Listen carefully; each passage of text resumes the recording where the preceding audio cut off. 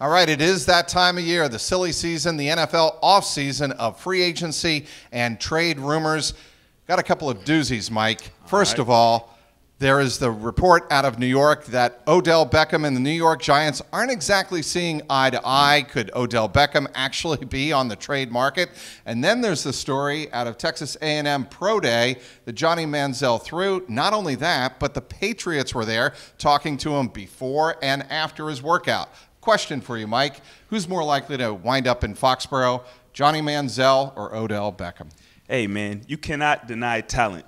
And talent, Odell Beckham Jr. Absolutely. I think that as long as you have Tom Brady as your quarterback, you got to give him the best talent possible. Bring Odell Beckham to New England, have him play with Tom Brady. I'll say Odell Beckham is the most likely to come to New England for sure. All that sounds great, Mike, but there's a price tag associated. When you're talking Patriots, it's all about the price. That's true. And that's why Johnny Manziel, I think, would probably wind up in Foxborough before OBJ, simply because it would pretty much not cost them anything at all, and they take a flyer, and what the heck. I mean, he's a guy that's trying to get back into the league, and at this point, I think he'll do anything. You know, it always seems like the money's not a problem for Johnny Manziel, so he'll take whatever the Patriots have to offer if that was the case, and he'd come to New England, especially a winning culture and tradition like the Patriots have. He'd easily come to New England and play behind Tom Brady and learn from the greatest of all timers, too. No, I can see your point there. Let's move on to another subject. And ever since the end of Super Bowl 52, the Patriots' heartbreaking loss to the Philadelphia Eagles, everybody's wondered about the future of three principal subjects in the Patriots dynasty. That would be Bill Belichick, Tom Brady, and Rob Gronkowski. Of those three, who winds up in Foxborough the longest? I think the way it's looking now and how it's all set up, Tom Brady has everything he could ask for in New England. He has his head coach. He has the owner that he loves and adores so much. You know, he has the New England fans that have been behind him his whole career. And then he has Josh McDaniels, who has decided to stick around for a little bit more. If he has everything he wants, I think Tom Brady will stay right here in New England and be here longer than all that. I mean, Belichick's getting up there in age. He's been around for a while. Robert Kraft has his son pretty much there at his right hand, ready to take over things.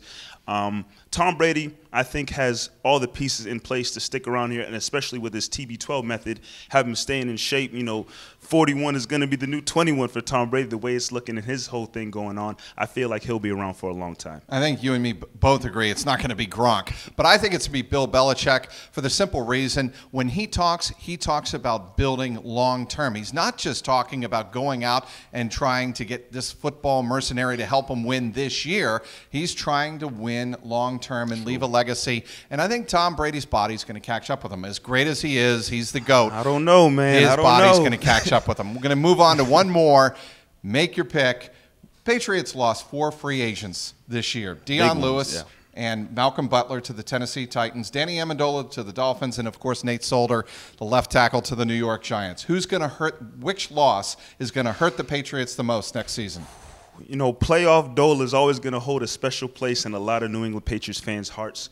But I feel like the guy who, you know, was the most productive during his time in New England was definitely Dion Lewis. And the fact that they relied on him so much in that offense, you know, he could run the ball, he can get through the tackles, he could break a lot of tackles, he can also sneak out and catch some passes from Tom Brady. I think his value to the team was huge, and it's going to be a tremendous loss. Obviously, they have guys ready to step up. Burkhead's back for another season. James White's still around. But I think all the things that Dion Lewis was able to do and provide to the New England Patriots offense and Tom Brady, that's probably going to be the toughest loss in my opinion. I think it's going to be Nate Solder because they have relied so much on consistency at that left tackle spot, and Tom Brady has always relied on Nate Solder to literally have his back.